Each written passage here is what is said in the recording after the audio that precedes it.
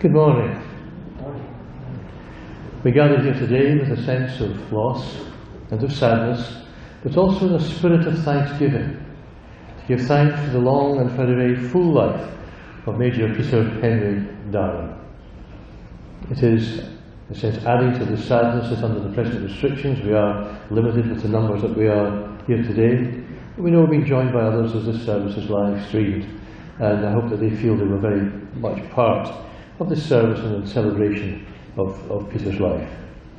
For the singing of the hymns, I'm afraid we'll have to ask you to keep your masks on, but for those who are reading or giving the tribute, they can certainly remove their masks at that time.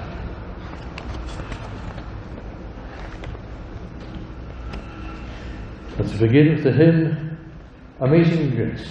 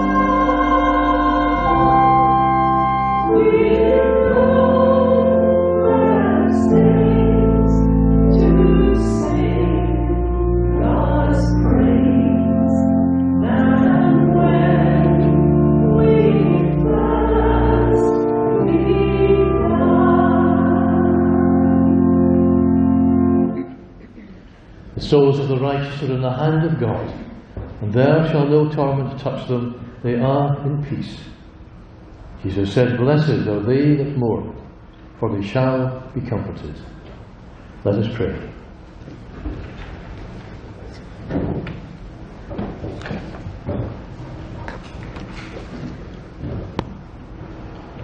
Heavenly Father, who loves us with an everlasting love, and who turns the shadow of death into the resurrection of life, help us now to turn our hearts and minds to the promise of that resurrection. Though we have fond memories of the past, help us to dwell not only on these memories and the sadness of the present, but to look always in hope to the future. In the quietness of this time, speak to us of eternal things. Help us to know that death is not the end, but the gate through which we pass into the rest and the safety of your keeping. And help us to know and to understand that those whom we love become forever a part of us, blended in mind and memory, made holy forever within our souls. And help us too to know that that which is good and lovely remains indestructible in your keeping for all time. Almighty God, when we go from here this day, and indeed when this day is over, lead us gently back to life, secure in the knowledge that there is nothing in life which need terrify us, and nothing in death of which we should be afraid. For at the last, all lies safe in your eternal keeping. Through Jesus Christ our Lord. Amen.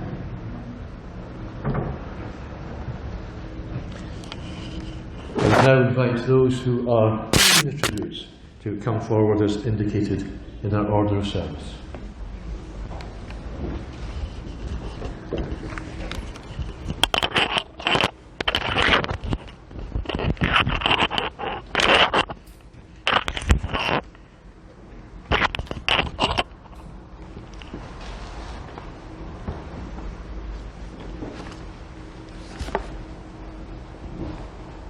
Good morning. Thank you for coming today, and we're grateful for the live streaming which has provided access to family and friends who are unable to be with us, especially our sister Jill, our stepsisters Laura and Sarah, and our Aunt Elizabeth. Our father was a man of the world. Born in Egypt, he was raised in Bermuda. He subsequently spent more than 25 years travelling the globe as a Royal Marine Commando on active duty. He was at flashpoints in the Far East, Middle East and Africa, areas that had defined his world through the 1950s and 60s. As children, we heard about his engagement in the pivotal Suez Crisis, the year of my birth, how he was interviewed by the BBC in embattled Aden while crouching in a trench for protection, helicopter flights over miles of jungle through 2 Malayan emergencies, being struck by lightning in Borneo, and eating curry for breakfast with the fearsome Gurkhas whom he immensely respected. He savoured those years while he lived them, but when it was over, he put it all behind him. In common with so many military men, he did not like to talk about combat, and ultimately he believed war was futile and didn't solve anything. At 46 years old, he changed direction and moved back to Bermuda, welcoming the opportunity to work at Bluck's with his parents, his brother Michael, and later his nephew and godson Peter. His quick mind, his leadership skills, and his talent for relationship building enabled him to learn the business and develop new relationships. He enjoyed the whole experience and appreciated the contact and friendships that he established, and especially the conversations with some of his colleagues, of course about cricket and also other important issues. After 30 years, he retired and was able to spend more time pursuing his hobbies of tennis, golf, gardening, and of course reading. His family was usually far away, especially in the younger adult years. But although his parents, Betty and Leslie Darling, and his younger siblings, Michael and Lizzie, were in Bermuda, there was never a doubt about the closeness of the relationship. The unspoken bond of love meant everyone knew that when needed, family would always be there to assist, however they could. It was a supportive family of that era. There was, of course, no daily WhatsApp messages, but no doubt about the importance of the family unit nevertheless. One of his tasks as big brother was to check out the young Scottish farmer who wanted to marry his sister Lizzie. His parents needed to know whether this man, Douglas Budge, was good enough for their precious daughter. Unequivocally, he got 2 thumbs up from PeterDarling, who remained his close friend for life and his beloved brother-in-law. Dad married Sally in 1981. There was not a day when he didn't appreciate her and their life together. He adored her and her children, and was delighted with the relationship he had with his stepchildren, and very proud of Laura, Sarah and Charles, even to the point where he would have a little boast about how he had helped raise them. Sally kept us all connected with Dad too, which we have really appreciated. As you all know, Dad loved a social event. He was always happy getting into his glad rags, whether it was the Royal Marines officer dressed blue uniform or a dinner jacket, or, a particular favourite, his red velvet jacket. He was once seen sliding around the wooden floors of our house in his soft, leather-soled shoes and a tuxedo, presumably practicing his dance moves while he waited for Mum. And of course there were less formal outings. Plenty of visits to the pub, often after sporting events. For these special occasions, we girls were positioned outside the pub, in the back of the car, with a bag of crisps, a bottle of fizz with a straw, and some blankets to keep us warm. The adults were inside with their friends, taking some refreshments before driving us home to bed. It was a very long time ago. Our parents believed in everyone pulling their weight with chores in the house, and that included being attentive hosts. Even the under 10-year-olds learned to mix drinks. Our inexperience, however, did on one occasion lead to a bit of a muddle, when a Gordon's gin bottle, usually used to store cold water in the fridge, was found to actually contain gin, and this apparently was horrible when mixed with whiskey. The young bartenders were suitably reprimanded.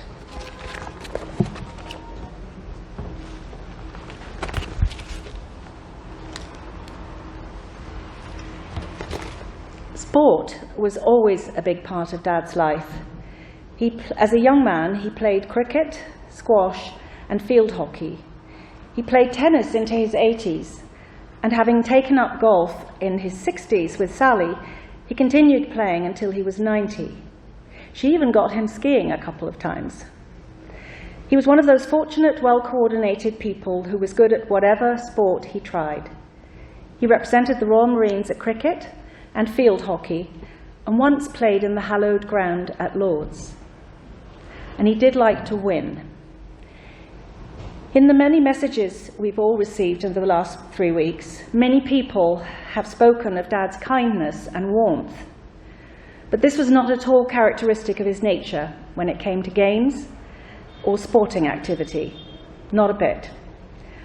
Hardcore Monopoly on Sunday afternoons could make the day of rest exhausting, and he absolutely never cut anyone any slack, grandchildren included, when it came to a game of ping pong. He was brutal at any racket sport and took it all quite seriously. Maybe there were some dubious calls, but he just didn't like to lose. We played catch, French cricket, croquet, and given that he had no sons, we all had to learn to bowl to him with real cricket balls and to keep score at cricket matches.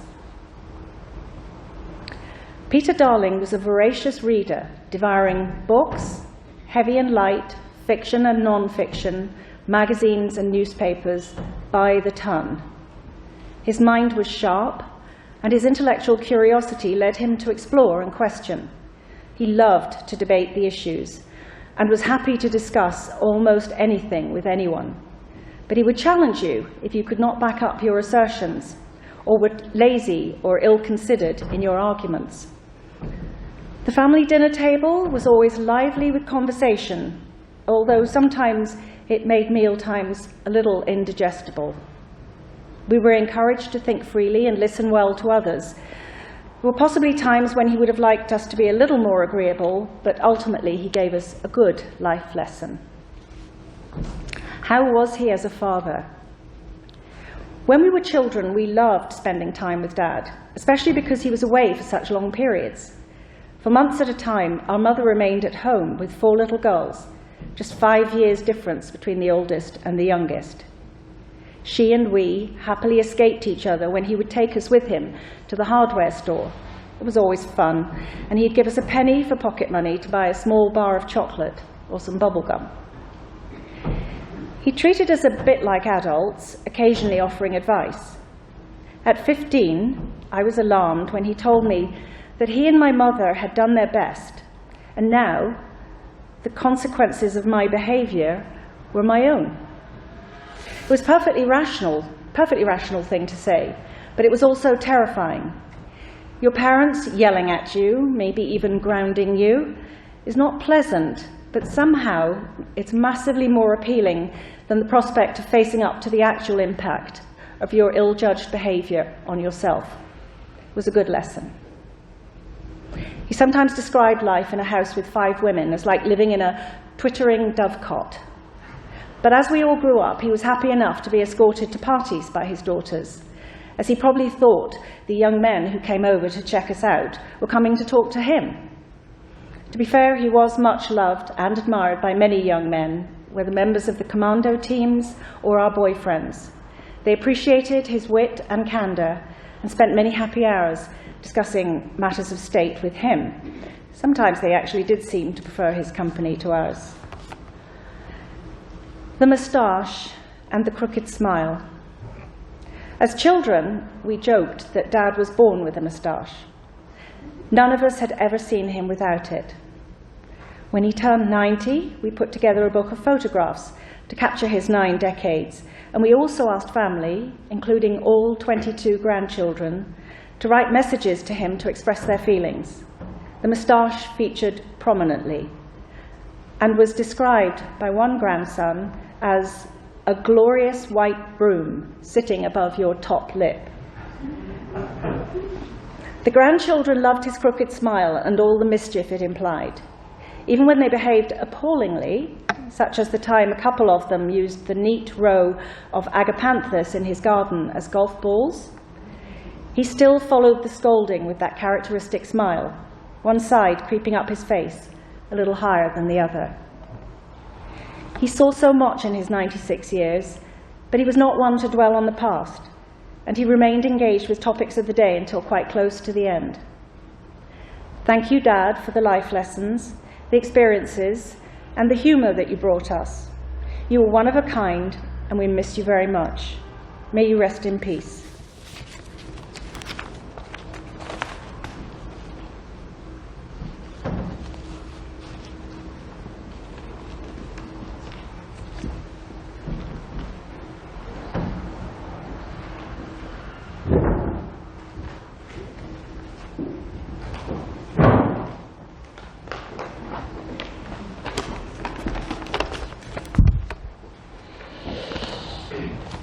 Good morning. So on behalf of the Steps, Laura and Sarah, who would love to be here, nothing more than that, as well as my mother, Sally, it's my honor to share a few words in memory of PhD. After 96 years, today should be a celebration of a remarkable life. And it is, and it will be. However, everyone here today is going to miss Peter so very much. He was such a unique man, a firecracker, was how one of my friends referred to him in a condolence letter, with a dry wit, a love of beauty and beautiful things, an incredibly sharp intellect, and a human way of connecting with so many people in so many different levels. One of the ways he did this is Peter absolutely loved to give people grief, but always in a playful way. Only he could get away with throwing around nicknames like Long Legs or Rat Face, or in my case, simply the Bloody Boy. He would tease, usually to evoke a reaction. I can remember one time when I pushed back and told him he had to be nice to me. I'm the only boy you got. And besides, when you married my mother, we were a package deal. You got 4 for the price of 1. At which point he raised that crooked finger and he stared me in the eye, skewed that mustache up, and actually said, you know what, I got 1 for the price of 4. And that was absolutely true. He adored my mother so much, but I can only imagine what it was like for him to getting his head around all that came along with that. And even though we tested him constantly, he never wavered in his support for any of us or treated us as anything but his own. He was so embracing of our family, our entire family. Even the exes, he actually had a great relationship with my father's mother. And I can only begin to think of what an adjustment it was for him assuming such an important role at a critical time in our lives with 3 young children who he embraced as his own. And I mean, we were a truly unruly lot. And Peter, having spent decades as a Royal Marine, had a strong sense of the way things should be done. You know, my diet at the time consisted of shuffling around half-eaten dinner on a plate followed by Captain Crunch for dessert.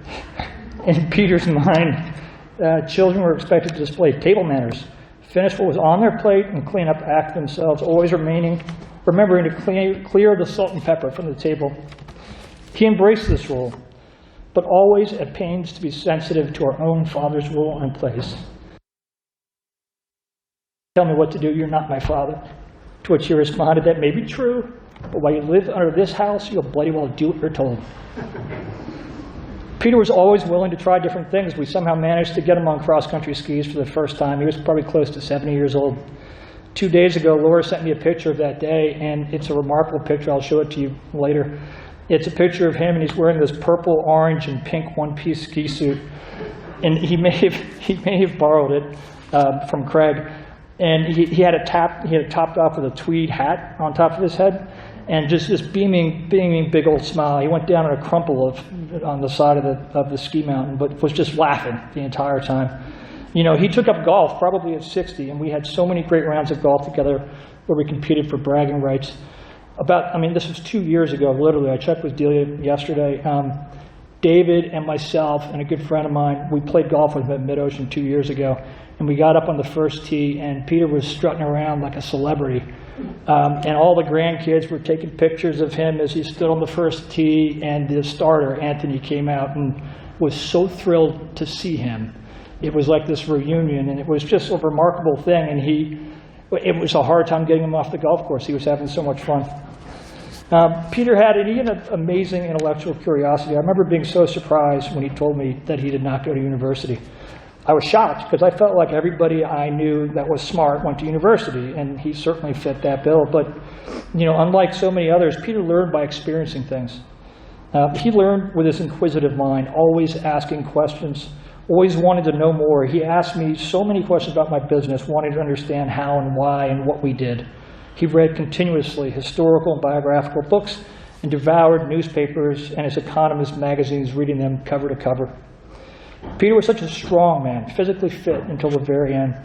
One of the first lessons he taught me was you must have a firm handshake and look the person in the eye when shaking their hand.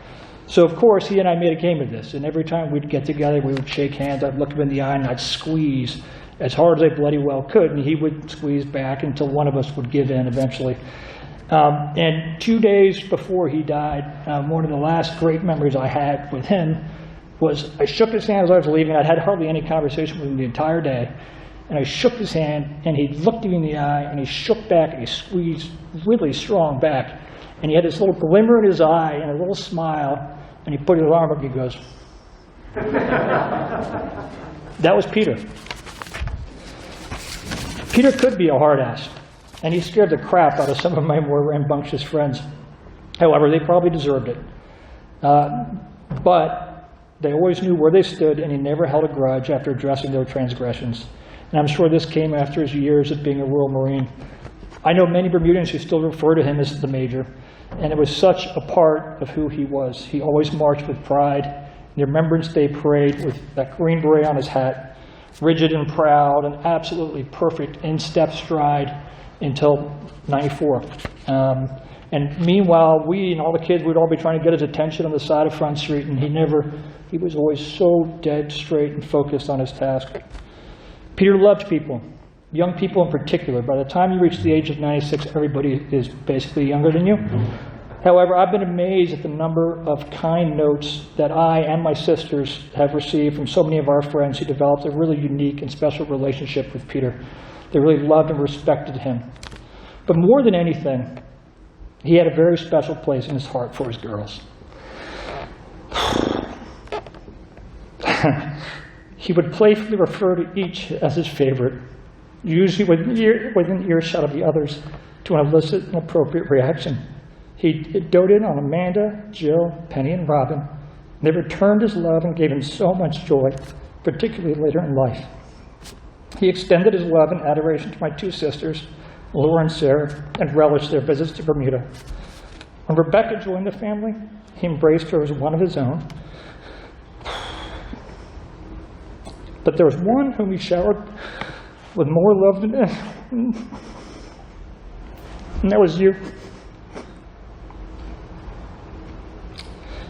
if I had $1 for every time I heard Peter say how much he loved Sally, well, you know how that saying goes. He loved her with all of his heart. Probably from the moment he laid his eyes on her until the very end as you held his hand. Peter was not a religious man, yet he was fascinated by the history of religions and spiritual and philosophical about life and the meaning of life. We had a conversation several months back, and this is following up on one of those moments where he came up and is, what the hell is the point of all this all? What does it all mean? And to that, he and I, we sat out in these chairs on our front lawn, and I sat there and I said, listen, I don't know, but what I believe in my heart more than ever is when you are gone, a piece of you will live on in all of the people that you have interacted with and whose lives you have impacted. And as I look around here and think of all those that I know that wish they were here more than anything in the world, and I think about a part of PhD living in each and every one of us, and that gives me a profound sense of joy and comfort. So we're going to miss him so much. He lived an amazing, long, and full life. So while so sad, this day should be and will be about remembering him and celebrating that life that we are forever thankful to be a part of.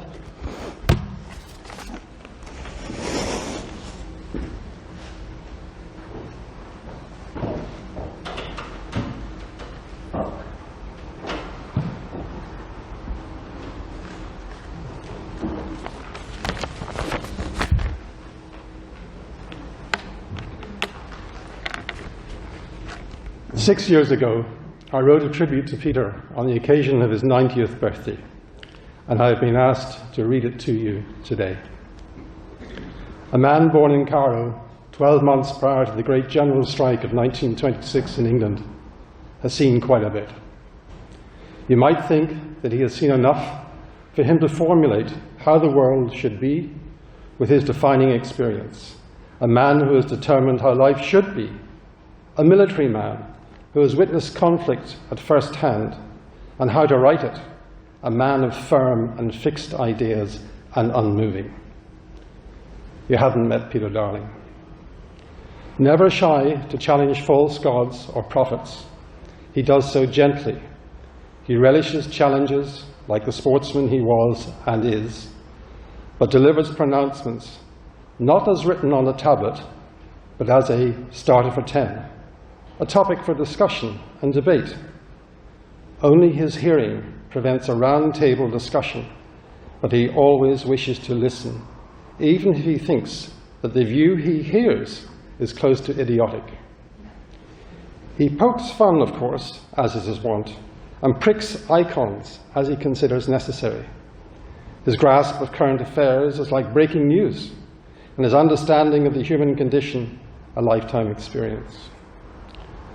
Despite all this, he never shows off, sports excluded, and is receptive to a world that has changed unrecognizably in the last 20 years. An unerring ability to connect with all ages has served him well, and when not expounding on topics for debate, you can see him quietly teaching the young ones the wonders of orchids and gardens, nature and cricket. We would all do well to be so widely read and informed, and to dispense our thoughts and ideas with such clarity. There are many masters, but only one PhD.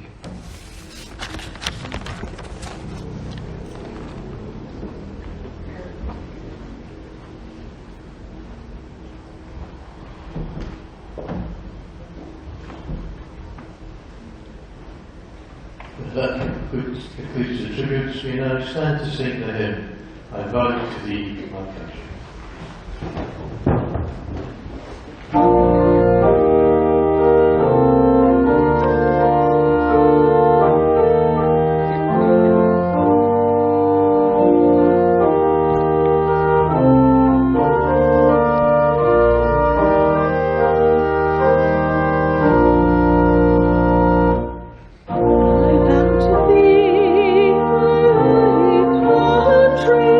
All earthly things above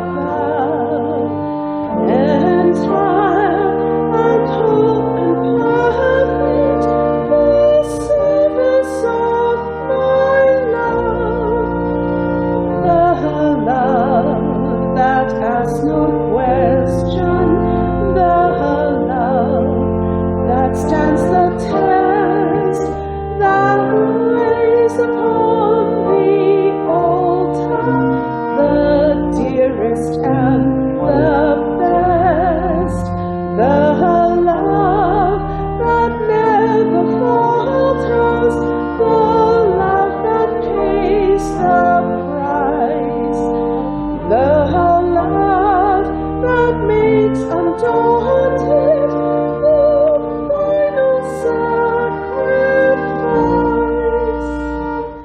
And there's another country I've heard of long ago, most dear to them that love her, most great to them that know. We may not count her armies, we may not see her king. Her fortress is a faithful heart, her pride is suffering. And soul by soul and silently her shining bands increase. And her ways are ways of gentleness, and all her paths are peace.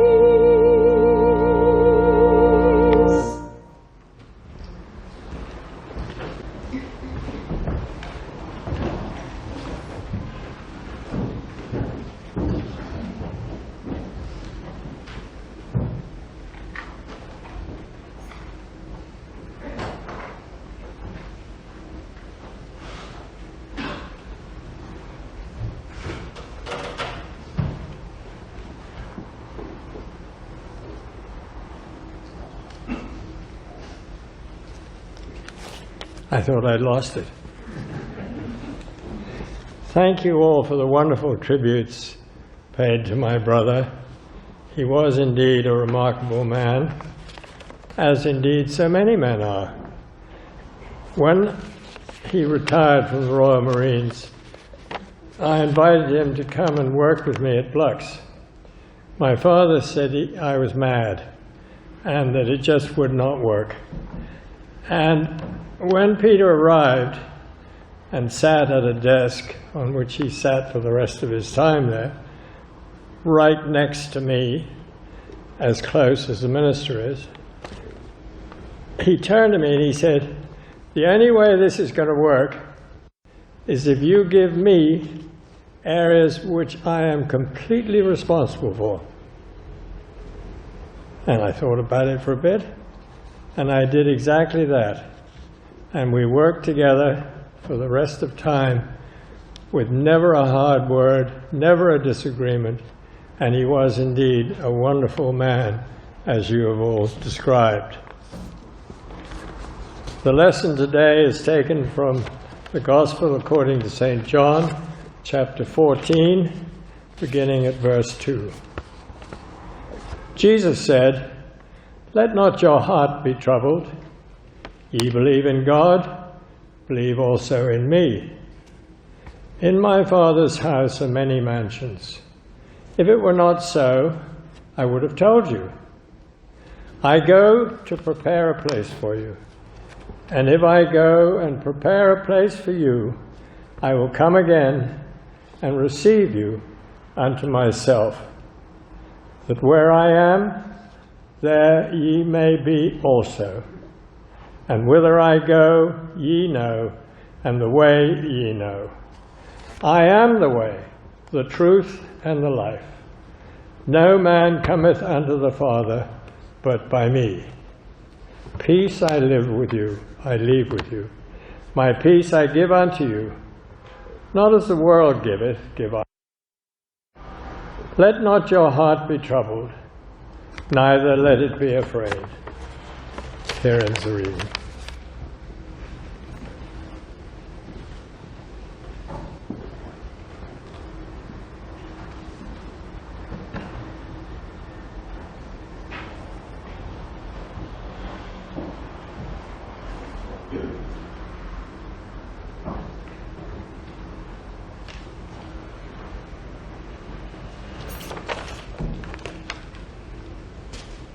He is gone. You can shed tears that he is gone, or you can smile because he lived. You can close your eyes and pray that he will come back, or you can open your eyes and see all he's left. Your heart can be empty because you can't see him, or you can be full of the love you shared. You can turn your back on tomorrow and live yesterday, or you can be happy for tomorrow because of yesterday. You can remember him and only that he's gone, or you can cherish his memory and let it live on. You can cry and close your mind, be empty and turn your back, or you can do what he'd want. Smile, open your eyes, love, and go on.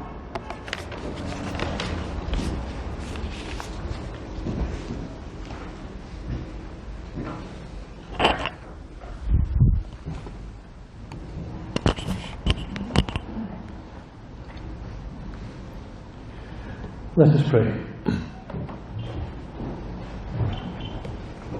Almighty God, for all your gifts and blessings to us in life, for the gift of life itself, for family and friends, and for the joy of loving and of being loved, we give you thanks. We thank you too that in Christ you have shared fully in our lives, in the times of joy and happiness, of laughter and celebration, but also as now in the times of sadness and of loss. And we give thanks that as you have shared in our lives, so we may share in yours in that closer presence, where neither life nor death, things present nor things to come, shall be able to separate us from your love. O God of all comfort, be to your people gathered here this day, and to those who cannot be here, and those who are joining us in this time of thanksgiving, be to them all a source of refuge and of strength. We pray especially for those whose sense of loss is greatest, for their love was deepest. May they be comforted by the knowledge that they do not mourn alone.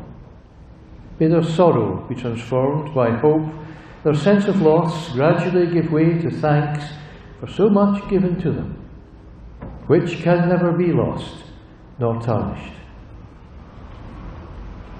Heavenly Father, we praise you for all your servants departed this life, but especially today for your servant PeterDarling, whom you have now received into perfect fellowship, for your love towards him in a long and in a full life, and for the loving memories his wife Sally, his family and his many friends will have of him, we give you thanks. We thank you for the spirit in which he led his life, and for all in his life which reflected the warmth of your love and the graciousness of your spirit. We give thanks for the early years, the childhood years, years of growing up, and all that he meant as a son, and as a brother to Michael and to Elizabeth. We give thanks too for the years of marriage to Joan, for family life of these years, for all that he meant as a father to Amanda, Penny, Jill and Robin, and all that he came to mean in the lives of Peter and David, and indeed all their loved ones. And we remember with thanksgiving too these last years of marriage shared with Sally, their love and friendship, home life and family life, their commitment to one another, the precious memories of these years together, and for all that he meant again as a father to Laura and Sarah and Charles and their loved ones. We give thanks too for all that he meant as a grandfather and a great-grandfather. And above all give thanks for his love for his family, his pride in them, his commitment to them, the place that they all had in his life and the place that he will forever have in theirs. We thank you too for his military career, the Royal Marines, the Commandos, for the service that he gave, and then his retirement from military life and the leaving behind of the haunting memories of conflict but the friendships made in these years. And then the years of work shared with his brother Michael, and his place in this community. We thank you for his interests and his hobbies, his love of sport, his competitive instincts, a man of principle, a friend. Lord, he will be missed. And yet we thank you also that for your servant Peter, all frailty and frustration in life is past, and so too now is death itself. And so we can but pray that at the last we may be reunited with those whom we loved in the peace and the fellowship of your kingdom. Through Jesus Christ our Lord, in whose name we pray together now and say, Our Father, who art in heaven, hallowed be thy name. Thy kingdom come. Thy will be done on earth as it is in heaven. Give us this day our daily bread, and forgive us our trespasses as we forgive those who trespass against us. And lead us not into temptation, but deliver us from evil. For thine is the kingdom, the power, and the glory, forever and ever. Amen.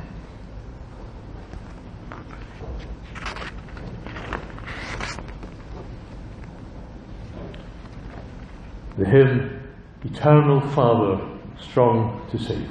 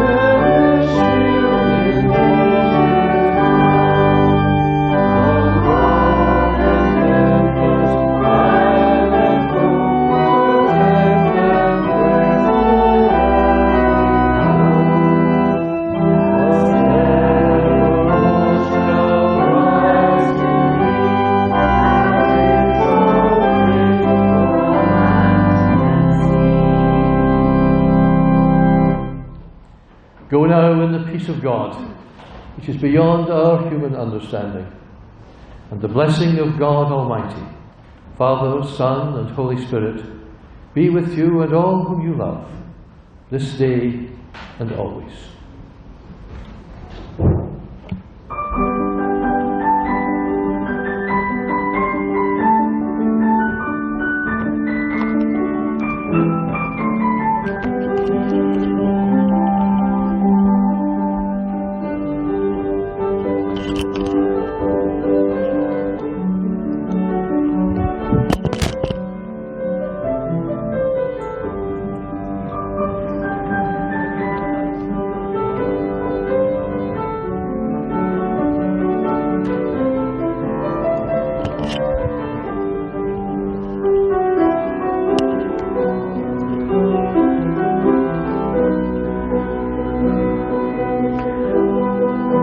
Stop, and then we will restart at the graveside. We have to take a short break while we travel over to the site of the interment. Thank you very much for watching, and by all means stay with us when we get to the next spot. Thank you.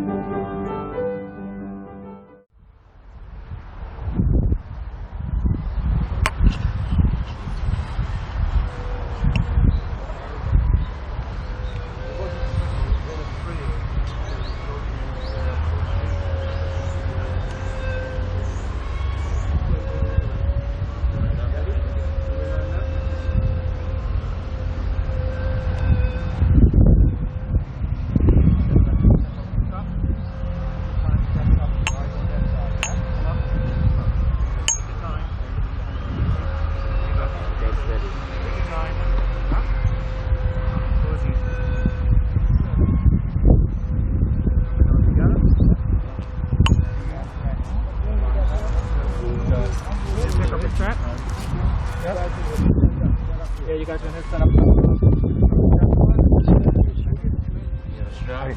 Shoulders here. Thank you so much. Or you can put it a little bit.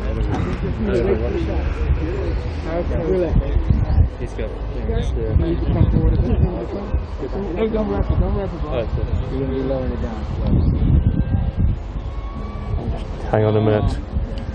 See how it's got it here? See how it's down got it?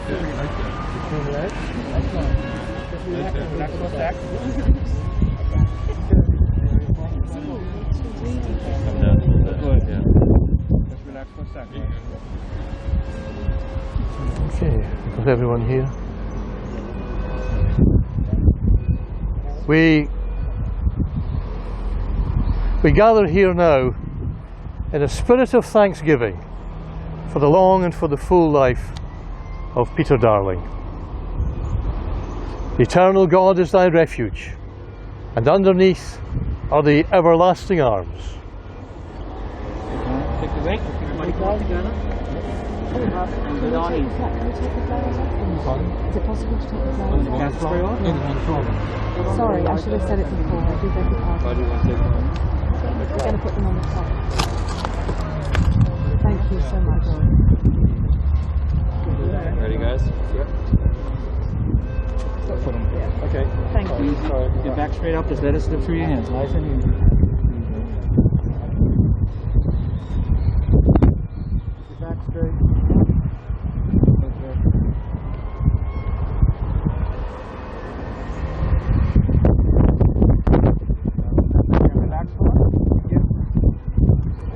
Union in Christ, keep us in everlasting fellowship with all your people, both on this and on the other side of death. Heavenly Father, Peter's physical presence may have passed from us, but he remains in our hearts, our minds, and in our souls. And as he has passed from our care, so he has passed to yours, and to the peace, the rest, and the safety of your eternal keeping. Mindful of these, your promises to us, may we go from here now with a calm heart and a courageous faith, worthy of those who have enriched our lives beyond all measure.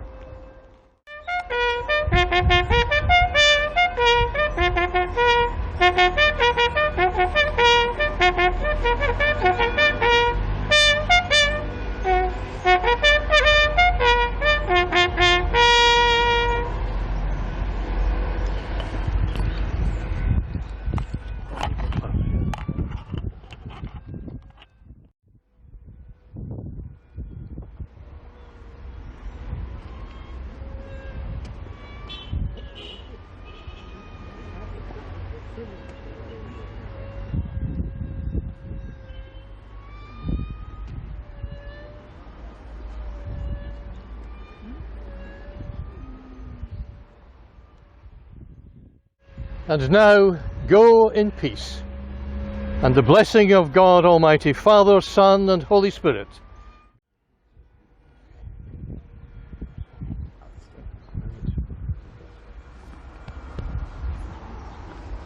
Yeah, Charlie. Yeah. Well done, boys. One day at a time, okay? Thank you. One day at a time.